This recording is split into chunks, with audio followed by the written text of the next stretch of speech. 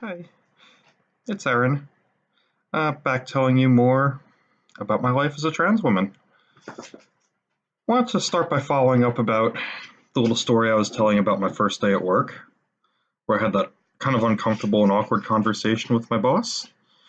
Um, in fact, I don't think there was any malicious intent whatsoever. Everybody that I work with is treating me quite nicely, and nobody has mentioned anything about my gender identity or anything else since. So I am kind of encouraged by that. The one thing that has been sitting with me since then, however, is that the fact that it had to even be brought up at all. Um, I apologize for my dog. My dog is playing with a bone and being extremely loud about it, so I'll try to just talk when he's not being real loud. Um, anyway, I was hoping when I started this job, maybe overly optimistically and certainly pretty naively, that I'd be able to go into work, be a woman at work, do my job, get along with my coworkers, go home at the end of the day, and that would be all there was to it.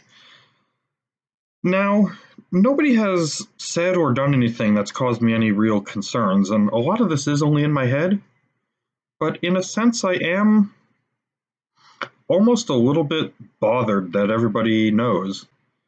Now, I don't claim to be so far along that nobody would ever be able to figure it out. Let's be serious.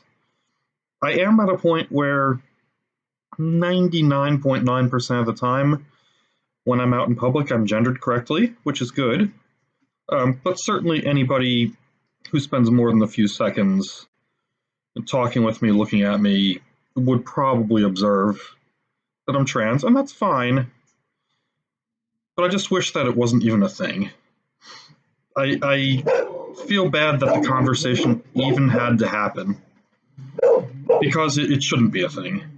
The only thing that makes me different from any other woman working there is details about my medical situation, really, which are none of their business anyway. Um, that said, things aren't going terribly, and I was happy to learn that the insurance plan I have now should hopefully help cover a lot of the stuff I'm going to need, which is encouraging. Fortunately, at least in the United States, insurance plans are slowly moving that way. Not everywhere, but a lot of them are heading that direction. So that's certainly exciting.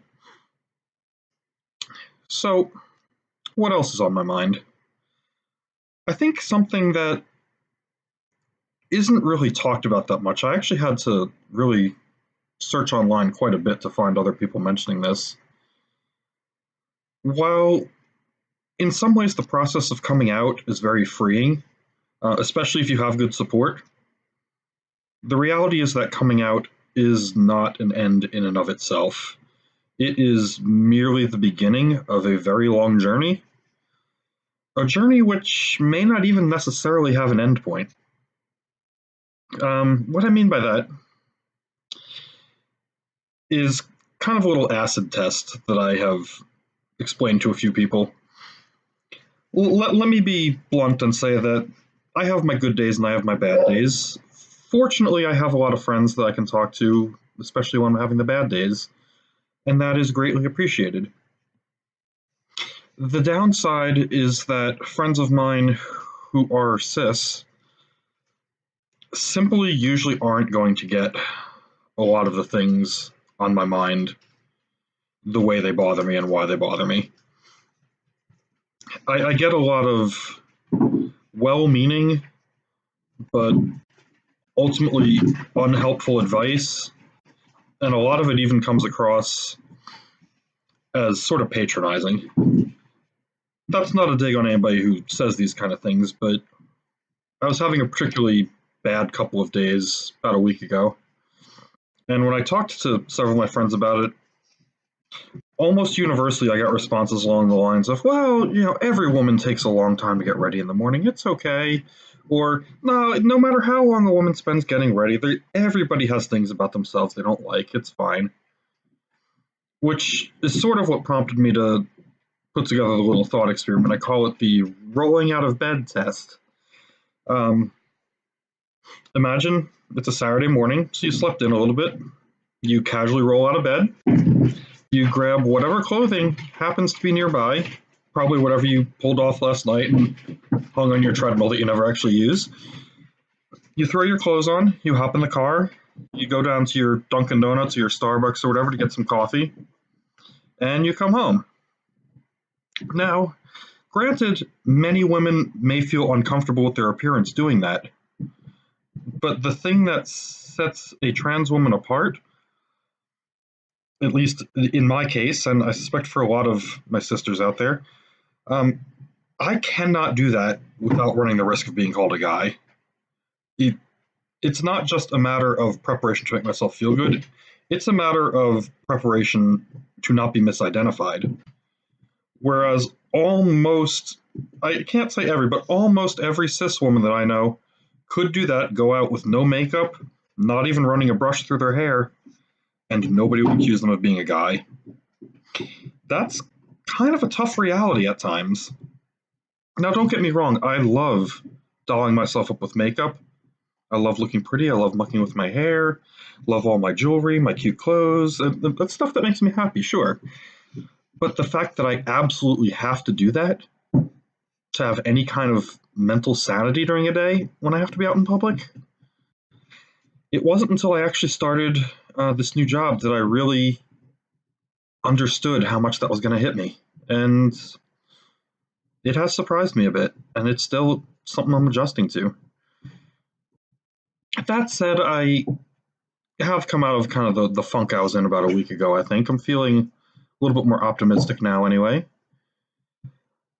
I think it's still going to be a very long journey, but I'm trying to start talking to additional therapists and experts and such to try to start knocking off some of the prerequisites I'm going to need before I can get some of the more invasive treatments I'm going to need.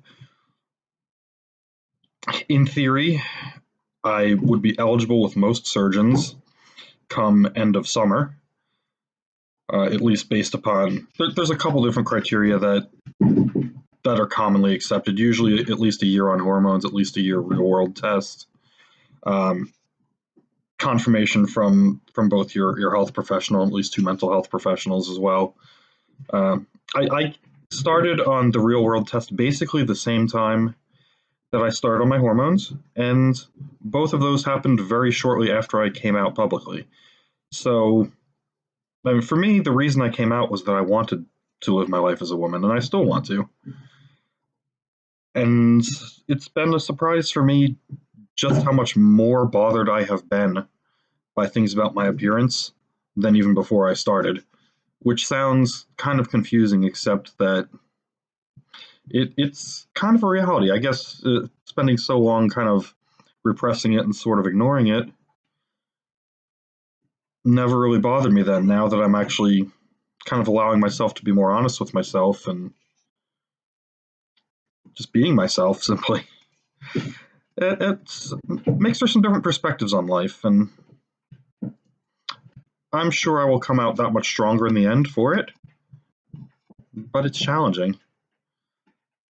For anybody out there who is watching this, is, maybe thinking they want to come out, they're still an egg and aren't sure that it's the right move for them, or have recently come out and are having some of the same doubts about whether or not it was a good idea, not really sure how to feel about everything. Make no mistake, I wouldn't change this for anything. As much as some of what I'm going through is frustrating or painful at times, going back is not an option I even consider. It's simply not something that would be okay under any circumstances for me. Hopefully that can be at least a slight motivation for somebody out there. Anyway, I'll leave it right there for now. I think that's enough babbling for one day. But love to everyone out there. We'll talk again soon.